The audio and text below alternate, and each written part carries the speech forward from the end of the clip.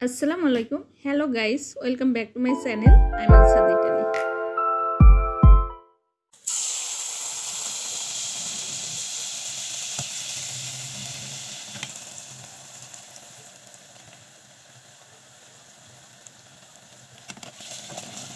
আমি তৈরি করব পাকান পিঠা বা তেল পিঠা।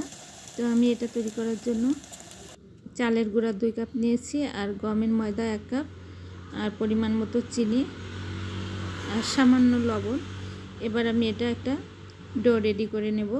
আর এটা আমি আগে যেভাবে মানুষ তৈরি করতো সেভাবেই করব। এই যে আমি আস্তে আস্তে কুসুম কুসুম হালকা গরম পানি দিয়ে ডোটা রেডি করে নেব। ঘনত্বটাই যে এমন করেছি আমি এটা করেছি চিনি দিয়ে, আর এরপরে করব হচ্ছে একই নিয়মে শুধু চিনি আর গুড়ের খেজুর গুড় দিয়ে করব। তো প্রথমে আমি চিনিরগুলো তৈরি করে নেব।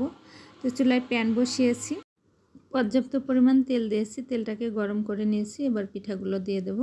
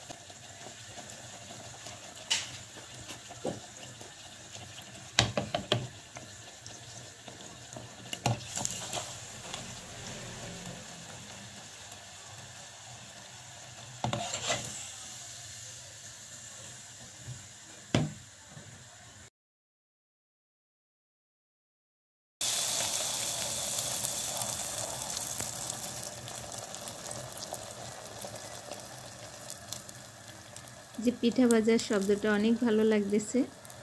যাই হোক, পিঠাগুলো আলহামদুলিল্লাহ ফুলকো হয়েছে, সবগুলো হয়ে গেছে। এবার আমি তৈরি করব গুড়ের একই নিয়মে, শুধু এখানে গুড় দিয়েছি তাই।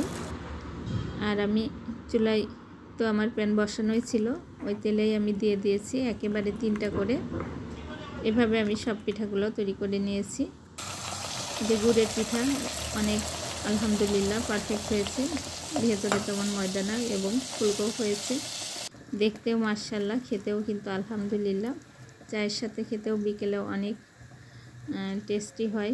আপনারাও এভাবে তৈরি করে খেতে পারেন। আর বুঝতে অসুবিধা হলে অবশ্যই কমেন্ট করবেন, আমি জানিয়ে দেব। সবাই ভালো থাকবেন, সুস্থ থাকবেন। আসসালামু আলাইকুম।